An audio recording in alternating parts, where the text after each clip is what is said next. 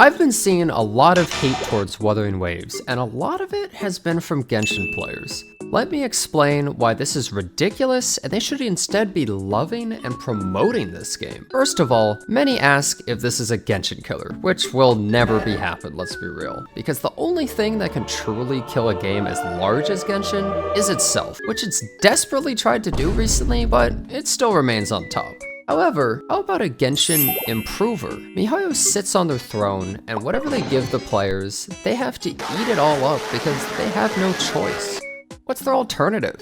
To quit the game or suck it up? Because let's be real, they aren't about to play Tower of Fantasy, are they? miHoYo rarely listens to feedback, and I've heard many say that their betas feel worthless because so little feedback causes change in the game. Even if you're the biggest Genshin superfan, you must admit there are things that could be better, right? So why is Wuthering Waves good for Genshin? Competition. Why do you think Honkai's Star Rail is so much more generous? Part of it might be a better team, but they're also in a much more competitive market where there's so many turn-based gachas.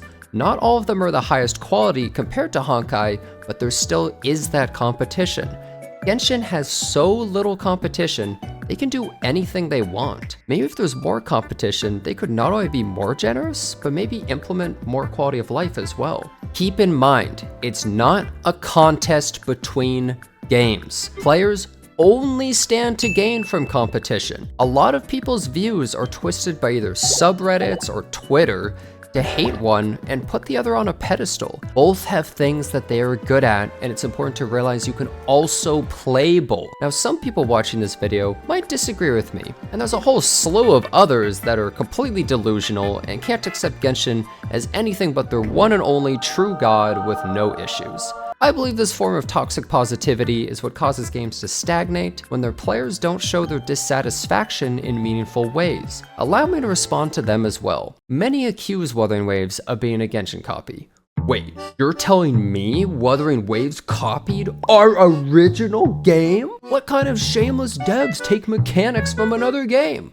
How dare they? It really grinds my gears to see a game steal from another so shamelessly. Now, let's talk about how Wuthering Waves is a defective copy of our perfect game, Genshin Impact. First, one of my favorite things in Genshin is slowly crawling up walls and going to 0 stamina while running. It really lets me appreciate the finely crafted environments miHoYo has made. But in Wuthering Waves, I hate running up walls. Getting to my destination faster is so lame, and now it just feels completely unrealistic. I'll take the scenic route, please. But this next one is even worse. They lowered the pity number from 90 to 80 and increased the pull rate by 33%. Wow, thanks for lowering the value of my characters that I pulled. And don't even get me started on the weapon banner being 100% chance at pity. Where's the surprise? But it only gets worse from here. They have challenge boss monsters you can fight endgame? What were they thinking? I think I'm gonna be sick. The existence of a challenge or something I can't do instantly is directly targeting me. I'm getting anxious. But you might want to sit down for this next one if you're already standing from outrage. Every enemy in Wuthering Waves can drop their echo, which is the relics in this game. Wait, you're telling me you can endlessly farm for gear in the open world in Wuthering Waves? Whoa, this is way too overwhelming for me. I think I'm getting dizzy. I'll stick with my overworld mint, thank you. Oh, man, I just stepped away from my computer for a bit while the story was going. What's going on? Wait, there's no Paimon? How am I supposed to know what just happened for the last 5 minutes but explain for my newborn? This is way too complicated for me. And you're telling me they have a story skip button? Why would I ever want to do that? Genshin is some of the most finely crafted tales I've ever seen. I wouldn't want to skip a single word. R&R quest was the most amazing one yet. I can't wait to do it on my alt. miHoYo was even generous enough to give us 3 pulls for Chinese New Year. Let's see Kuro Games top that. I'm sure at this point you're seeing what I'm saying. Wuthering Waves may be far from a perfect game, and while In its beta, it still needs some work, such as improving the ecosystem. However, it's improved upon some of the facets Genshin hasn't improved, even after 3 years of service. In fact, some of the worst features of the game are actually copied from Genshin. Basic things such as crafting has to be done in town at a specific place, enemies in chests drop their loot for no reason, so you have to go pick it up after you kill them.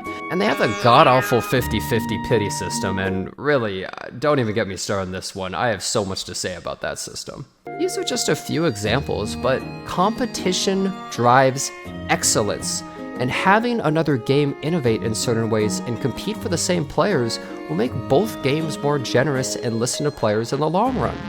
Pro Games so far has taken player feedback very seriously for their game, but hey, maybe at this point, MiHoYo never will. While I personally wasn't a fan of how MiHoYo handled parts of their game, such as the combat and endgame, they still paved the way for these open-world anime gacha games. We can continually point fingers at who copied who, but realistically, some of the best games are derived from an original idea and can be better than the original. Games such as PUBG started the Battle Royale craze, Vampire Survivors started the Survival Arena craze, World of Warcraft started the MMO craze all that time ago.